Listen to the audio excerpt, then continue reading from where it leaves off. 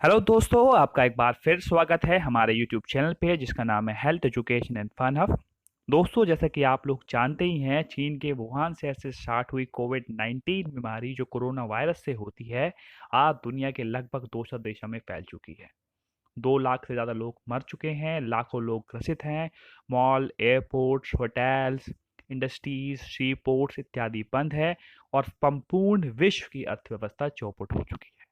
आज इस कगार पे हर देश में रिसर्च चल रही है किसी प्रकार से इस बीमारी पे फुल स्टॉप लगाया जाए। उसके लिए वैक्सीनेशन के ट्रायल जोरों पे स्टार्ट हो चुके हैं। कुछ वैक्सीनेशन के ट्रायल्स इंडिया में भी हो रहे हैं और बाकी हर देश में भी हो रहे हैं।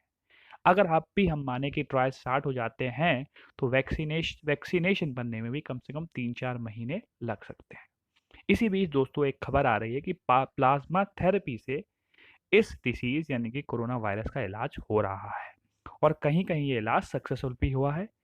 आज की तारीख में मिनिस्ट्री ऑफ हेल्थ और इंडिया ने क्लैरिफाई किया है कि प्लाज्मा थेरेपी जो है अभी ट्रायल के रूप में यूज़ की जा रही है। अभी कोई पक्का सिद्ध मेथड इसके द्वारा कोरोना वायरस के ट्रीटमेंट का नहीं मिला है। तो दोस्तों, आज की वीडियो में हम आपको यही बताएंगे कि ये प्लाज्मा थेरेपी होती क्या है, प्लाज्मा थेरेपी से कोविड-19 का इलाज होता कैसे है और प्लाज्मा थेरेपी में कोविड-19 कंफर्म्ड केस का क्या रोल होता है। दोस्तों, वीडियो को शुरू करते हैं उससे पहले आप लोगों से एक अपील, जरा सब्सक्राइब बटन दबा के चैनल को सब्सक्राइब करें, साथ ही साथ बेल आइकन भी दबा दें जिससे आप कोई भी इंपॉर्टेंट नोटिफिकेशन मिस ना कर सकें। चलिए दोस्तों, शुरुआत करते हैं। सबसे पहले आपको ब्लड को समझना होगा और ब्लड के बेसिक कंपोनेंट्स को समझना होगा। तो दोस्तों, आपके स्क्रीन पर एक पिक्चर दी गई है। ये एक ब्लड वेसल की पिक्चर है और इसके अंदर ब्लड के डिफरेंट पार्ट दिखाए गए हैं। सबसे पहले दोस्तों मैं बात करता हूँ प्लाज्मा की। अगर आपने कोई नहर, नदी या स्विमिंग पूल देखा हो और उसके अंदर पानी भरा हो, उस पानी के अंदर हम काफ़ी सारी चीज़ें डालते, तो जो पानी होगा वो प्लाज्मा होगा। यानी कि एक ब्लड वेसल में भी जो लिक्विड पार्ट होता है जिसके अंदर सारी चीज़ें रहती हैं, फ्लोट करती रहती हैं, वो प्लाज्मा होता है दोस्तों। प्लाज्मा दोस्तों नॉन लिविंग होता है, ये जीवित नहीं होता है। लगभग ब्लड के 55% भाग जो होता है वो प्लाज्मा होता है। बाकी सारी चीज़ों को जैसे कि आरबीसी, डब्ल्यूबीसी, प्लेटलेट्स इत्यादि को ये होल्ड करके रखता है। ये लगभग 92% वाटर का बना होता है और बाकी 8% में protein, glucose, urea, amino acid, nutrient, fatty acid, lactic acid आदि होते हैं दोस्तों। इसके अंदर हमारा जो बॉडी का वेस्ट होता है वो भी रहता है। चलिए दोस्तों, आगे बढ़ूँ तो मैं आपको बताऊं प्लाज्मा का जो कलर होता है वो येलोइश होता है। तो दोस्तों, अगला जो कंपोनेंट है वो है आरबीसी। दोस्तों, आरबीसी जो होता है वो हीमोग्लोबिन को होल्ड करके रखता है और ये इंश्योर करता है कि हीमोग्लोबिन और ऑक्सीजन हमारे सारे बॉडी पार्ट्स में, बॉडी सेल्स तक पहुंचे। दोस्तों, अगला जो कंपोनेंट है वो है डब्ल्यूबीसी, जिसको हम वाइट ब्लड सेल भी बोलते हैं या बॉडी का सोल्जर भी बोलते हैं। दोस्तों, जब भी हमारी बॉडी के अंदर कोई अटैक होता है, बैक्टीरियल अटैक हो या वायरस अटैक हो, तब हमारी बॉडी एंटीबॉडीज बनाना शुरू करती हैं। और वो एंटीबॉडीज कौन बनाता है दोस्तों? डब्ल्यूबीसी बनाती है। मान लीजिए हमें फ्लू लगा। फ्लू जब भी हमारी बॉडी के अंदर घुसता है, तब तुरंत ही डब्ल्यूबीसी उसके खिलाफ एक शस्त्र बनाना शुरू करते हैं जिसको हम एंटीबॉडीज कहते हैं। तो ये जो रोल है डब्ल्यूबीसी का है। तो दोस्तों, डब्ल्यूबीसी और प्लाज्मा काफ़ी इंपॉर्टेंट पार्ट है जब हम प्लाज्मा थेरेपी की बात करते हैं। तो दोस्तों, आगे बढ़ते हैं, बात करते हैं प्लेटलेट्स की। दोस्तों, प्लेटलेट्स का काम होता है ब्लड को क्लॉट करना। जब भी हमारे शरीर में कोई चोट लग जाती है या कट लग जाता है और खून बहने लगता है, तो उस खून को जमाने के लिए प्लेटलेट इंपॉर्टेंट रोल प्ले करती हैं, जिससे ब्लड का एक्सेसिव ब्लड ब्लड हमारी बॉडी से बाहर ना निकले और हमारी बॉडी में ब्लड की कमी ना निकले, कमी ना हो जाए। तो उस टाइम प्लेटलेट अपना रोल निभाती है। तो दोस्तों, प्लाज्मा थेरेपी में दो चीज़ें इंपॉर्टेंट होंगी, प्लाज्मा प्लस डब्ल्यूबीसी। दोस्तों, अब हम बात करेंगे प्लाज्मा थेरेपी कैसे काम करती है।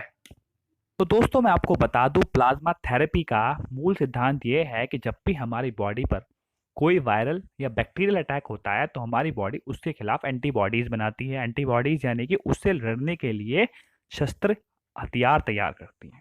वो शस्त्र हथियार ऐसे होते हैं, मान लिया वायरल वायरल की पावर से ज़्यादा पावर के होते हैं, जिससे वायरस या उस बैक्टीरिया को हरा सकें। तो दोस्तों, जब भी कोई कोविड-19 पेशेंट रिकवर्ड हो जाता है तो ये मान लिया जाता है कि उसकी बॉडीज के अंदर वो एंटीबॉडीज यानी कि WBC ने एंटीबॉडीज प्लाज्मा में बनाई थी, इसी कारण वो पेशेंट रिकवर्ड हुआ। तो ऐसी कंडीशन में क्या होता है दोस्तों, एंटीबॉडी जो उसकी बॉडी रिकवर्ड पेशेंट के अंदर बनती है उनको निकाल लिया जाता है। निकालने के बाद जो अफेक्टेड लोग होते हैं, जो कंफर्म्ड केसेस होते हैं, उनके अंदर इंजेक्ट कर दिया जाता है। उसके साथ दोस्तों क्या होता है, जो उस आदमी का जो अफेक्टेड या कंफर्म्ड केस है, उस आदमी का जो बॉडी का इम्यून है वो उससे कांटेक्ट में आता है। कांटेक्ट में आने के बाद वो भी ऐसी एंटीबॉडीज बनाना शुरू कर देता है जो कोविड-19 के वायरस से लड़ सके और उनको ख़त्म कर सके। साथ ही साथ दोस्तों ये उन लोगों के खिलाफ भी किया जाता है, उन लोगों के साथ भी किया जाता है जो हाई रिस्क एरिया में काम करते हैं, जैसे कि हेल्थ वर्कर्स, जो सैनिटाइजेशन में वर्कर्स लगे रहते हैं, क्योंकि उनकी बॉडीज़ के अंदर कोरोना वायरस से लड़ने के लिए या कोविड-19 से लड़ने के लिए कोई एंटीबॉडीज़ नहीं होती। तो उनकी बॉडी के अंदर भी ऐसे एंटीबॉडीज़ को इंजेक्ट किया जाता है। तो इंजेक्ट कैसे किया जाता है, अब वो सवाल बचता है। दोस्तों मैं आपको बता दूं, जब भी कोई पेशेंट रिकवर्ड हो जाता है तो उसका ब्लड, उसको रिक्वेस्ट की जाती है वो अपना ब्लड डोनेट करे। डोनेटेड ब्लड को टेस्ट किया जाता है अदर वायरसेस से या कोई डिसीज तो नहीं है, जैसे कि hepatitis B, hepatitis C, HIV इत्यादि। अगर उनमें कोई भी प्रकार की बीमारी नहीं होती तो उस ब्लड को से प्लाज्मा को एक्सट्रैक्ट किया जाता है। उस प्लाज्मा में दोस्तों क्या होता है, उस प्लाज्मा में एंटीबॉडीज होती हैं जो कि कोरोना वायरस से फाइट कर सकती हैं। फिर उस एंटीबॉडी रिच प्लाज्मा को इन्फेक्टेड पर्सन के, कंफर्म्ड पेशेंट के अंदर इंजेक्ट किया कर दिया जाता है। इंजेक्ट होने के बाद वो हमारी बॉडी से रिएक्ट करता है और उसी प्रकार की एंटीबॉडीज बनाने लगता है जिससे जो कि कोरोना वायरस के वायरस से लड़ सके। तो दोस्तों ये पूरा प्रोसेस है जिससे के थ्रू प्लाज्मा थेरेपी से कोरोना वायरस इन्फेक्टेड लोगों का इलाज किया जा रहा है या ट्रायल्स जारी हैं। दोस्तों मैं आप लोगों को बता दूं, अभी तक इस संबंध में कोई सर्टिफिकेशन या recommendation ICMR, ministry of health या WHO की तरफ से नहीं आई है, पर हाँ ट्रायल जारी हैं और कुछ हॉस्पिटल्स ने ये कहा भी है कि उन्होंने प्लाज्मा थेरेपी से कई पेशेंट्स को ठीक भी किया है। साथ ही साथ कई गवर्नमेंट भी उत्साहित कर रही हैं अपने मेडिकल स्टाफ को कि प्लाज्मा थेरेपी के थ्रू इलाज किया जाए। तो दोस्तों मैं आपको ये भी बता दूं, इससे पहले भी कई बीमारियों में प्लाज्मा थेरेपी का यूज़ हुआ है, जिसमें कि स्पेनिश फ्लू, इबोला इत्यादि वायरल डिसीजेज भी हैं।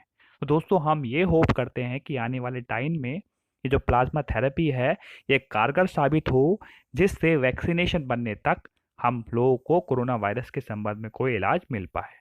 तो दोस्तों फिर मिलेंगे एक नई वीडियो के साथ, तब तक के लिए सलाम, जय हिंद। पर उससे पहले चैनल को सब्सक्राइब करना ना भूलें और हाँ, वीडियो को मैक्सिमम लोगों तक शेयर करें। चलिए दोस्तों, बाय बाय।